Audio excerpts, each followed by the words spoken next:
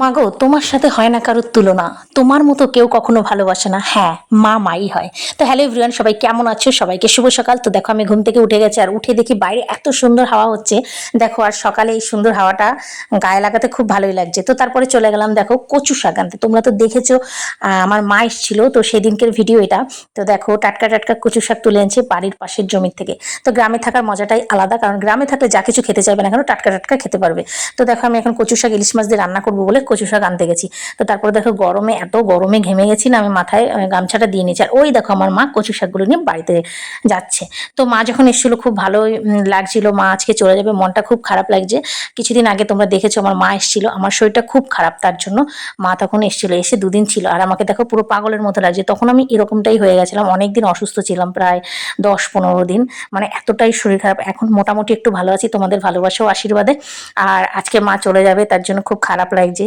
তো কিছু করার নেই, কতদিনই বা থাকবে, তাও তো সংসার আছে বলো।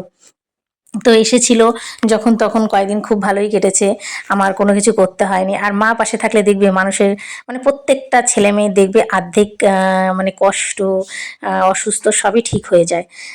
তো আমারও সেটাই হয়েছিল, মা আসার পর দিয়ে আমি আস্তে আস্তে সুস্থ হয়ে গেছিলাম।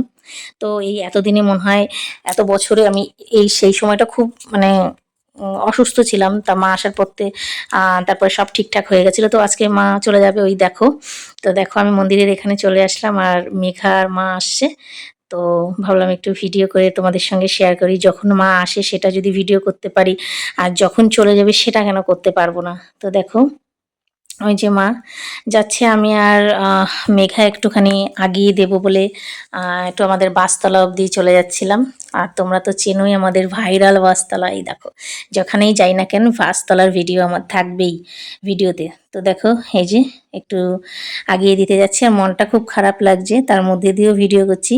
তো যাই হোক, প্রত্যেকটা ছেলে মেয়ের জীবনে মা একটা স্পেশাল জিনিস। মায়ের মতো কখনো কেউ হতে পারে না, মায়ের সঙ্গে কখনো কারোর তুলনা হয় না। মায়ের ভালোবাসা সম্পূর্ণ আলাদা। মা যার নেই সেই বোঝে মা না থাকার কষ্টটা। তাই আমি সবাইকে বলবো মাকে সবাই ভালোবেসো, কখনো মায়ের কাছ ছাড়া হয়েও না। যতদিন মা থাকবে মাকে ভালোবেসে যেও। যখন মা থাকবে না তখন সমস্ত এই জিনিসগুলো খুব মিস করব।